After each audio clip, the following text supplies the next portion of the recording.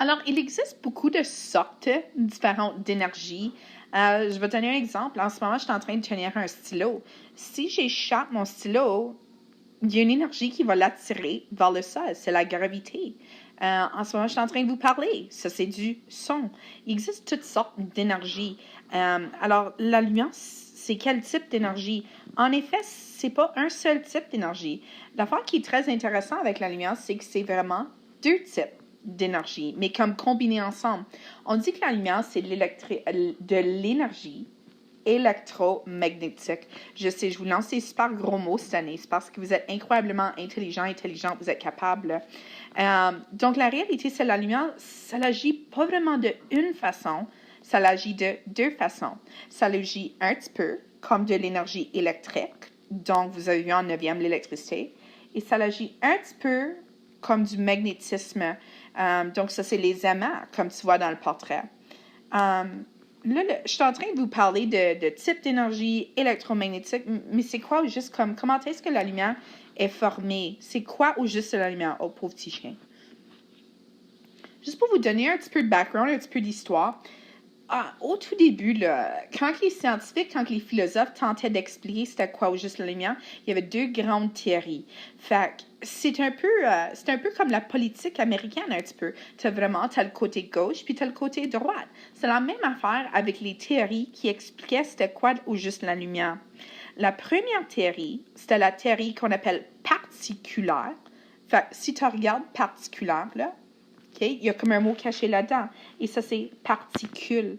Il y a du monde qui croyait que la lumière, c'est vraiment juste des petites particules. Et la deuxième théorie, on parle de... la deuxième partie de la théorie, on parle de ondes. On appelle ça la théorie ondulatoire. En effet, je viens de le faire. Un onde, c'est comme des croustilles ondulées. Alors, vous avez probablement entendu le mot onde avant. Mais c'est qui avait raison? Il y avait du monde qui pensait que la lumière, c'était des particules. Il y avait d'autres qui disaient que c'était des ondes. Alors, c'était les Grecs qui ont conçu la théorie particulière. Et ça va vous sembler bizarre, mais ils croyaient que la lumière voyageait en ligne droite, puis rebondit sur un miroir. Puis ils pensaient vraiment que la lumière, c'était comme une ligne droite de petites particules, comme genre enflammées. Ils croyaient que la lumière, c'était des petites boules, pas de feu nécessairement, mais des petites balles de lumière, mais qui faisaient comme un jet en ligne droite. Là, t'avais des scientifiques qui ont rentré dans le jeu puis ont dit, ben là, tu peux pas juste dire quelque chose en science, il faut que tu le prouves, il faut que tu fasses tes expériences. Alors, Christian Huygens, il a proposé dans les années 1600 que la lumière voyageait en mouvement ondulatoire. Alors, Huygens, il disait, je pense pas que la lumière voyage en ligne droite. Je pense qu'il a dit que c'est des ondes. Puis si on pense à comment la lumière agit, on peut voir des petites preuves ici et là que sa théorie avait peut-être raison. Le dilemme, c'est que Huygens avait des idées, mais il n'y avait pas de preuves. La réalité, c'est que si tu n'as pas de preuves, on ne croit pas, ça te prend une preuve.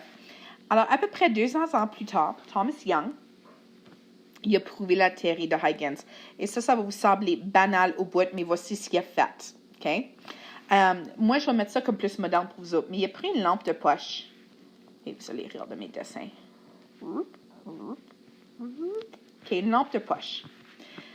C'est niaiseux, mais il a pris une lampe de poche. Ensuite, il a pris un morceau de papier. OK?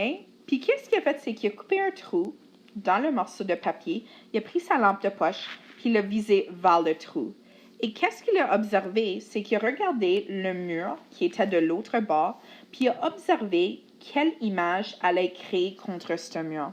Donc, je vous pose la question. Si Mme Fong envoie de la lumière par une lampe à poche, ça passe par un trou dans un morceau de carton, ça frappe le mur.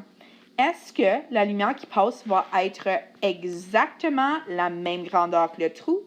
Est-ce que ça va être plus petit ou est-ce que ça va être plus grand? Et tu peux tenter ça à la maison si jamais tu ne me crois pas, là. Mais quand la lumière passe à travers ce trou-là, on ne voit pas parfaitement le même cercle là au bord. On voit un cercle qui est plus grand.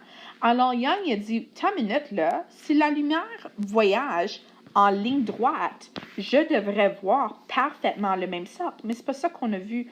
On a vu un genre de fanning qui arrive. On voyait que la lumière devenait plus large. En conséquence, on a trouvé que la lumière voyageait en ondes. Le dilemme, Ah, puis vous reconnaissez ce beau monsieur-là probablement. La réalité, c'est qu'il y avait raison que la lumière ne voyage pas en ligne droite, mais il n'avait pas vraiment réalisé à dire c'était quoi de la lumière. Et ça, c'est quand Albert Einstein rentre dans le jeu, puis lui ajoute à la théorie. Ça, c'est en 1905, alors un petit peu plus qu'une centaine d'années. Albert Einstein a dit que la lumière est faite de photons. OK? Les élèves qui vont dire, non, madame, c'est des protons. Je sais, en science, on utilise les mots semblables, mais en lumière, on parle de photons. Alors, même les physicists aujourd'hui croient que la lumière est en partie une particule, en partie une onde. Madame Fong, qu'est-ce qu'un photon? Un photon, c'est quoi? On dit que c'est un grain d'énergie électromagnétique. Puis on dit que c'est fait par l'atome. Alors, laisse-moi illustrer, ça va vous simplifier la vie énormément. On a vu les atomes. Le centre de l'atome s'appelle et j'espère que vous n'avez pas oublié encore, s'appelle le noyau. Et là, autour du noyau, nous avons merci beaucoup, nous avons des couches électroniques. Quelles particules voyagent sur les couches? C'est des électrons. Un électron, une charge négative. Tiens, on va en mettre une coupe d'eau, pourquoi pas? OK? Des électrons. Dans le noyau, nous avons des protons qui sont positifs, merci beaucoup, et des neutrons qui sont neutres. OK? Alors, la question est la suivante, c'est qu'est-ce qu'un photon? On dit que les photons, c'est des grains d'énergie, mais qui sont fabriqués par des atomes. Alors, comment est-ce qu'un atome va fabriquer de la lumière? Pour faire de la lumière, ça prend de l'énergie, ça prend quelque chose pour exciter un atome. Je vais donner un exemple. Si tu allumes une chandelle qui va faire de la lumière, ça te prend la lumière. Ça prend un point de départ. Si tu allumes une ampoule, ça te prend un circuit électrique. Ça prend toujours quelque chose pour faire partir l'affaire. Alors, qu'est-ce qui arrive? C'est quand un atome reçoit de l'énergie quelconque, les électrons deviennent excités. Puis n'oublie pas, ils sont toujours en train de grouiller. Hein? Ils font comme des petites tournées. C'est comme des planètes autour du Soleil. Quand les électrons reçoivent l'énergie, qu'est-ce qu'ils vont faire? Ils vont être tellement pompés de leur vie, ils vont être excités qu'ils vont sauter. Et je te joke même pas. Quand vous avez fait vos diagrammes là, de Ball, Rutherford et de Lewis, on vous a dit, hey, tu dessines un électron sur ta première couche, elle reste là pour toujours. C'est pas ça, OK?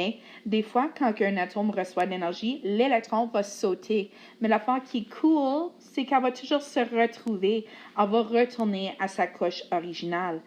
C'est un peu comme jouer à la trampoline.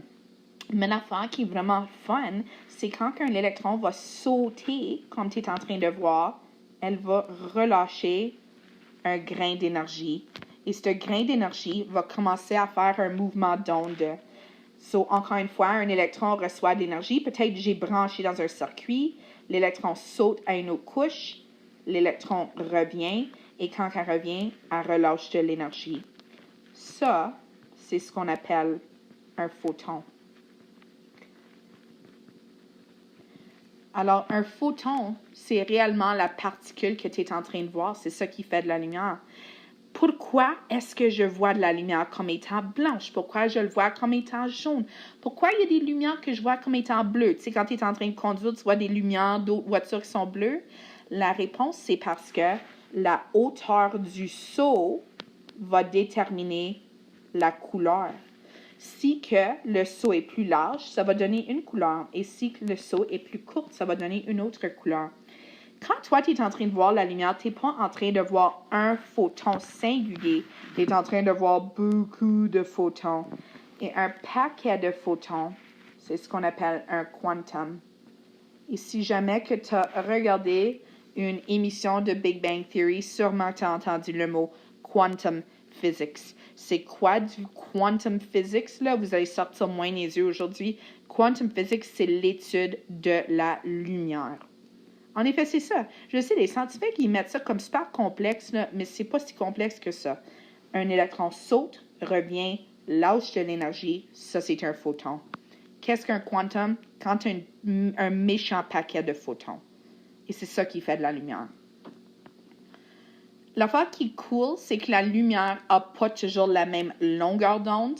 Vos yeux, comme j'ai mentionné tout à l'heure, vos yeux sont juste pas parfaits. Sont faits pour seulement voir certaines longueurs d'onde ou certaines couleurs de lumière.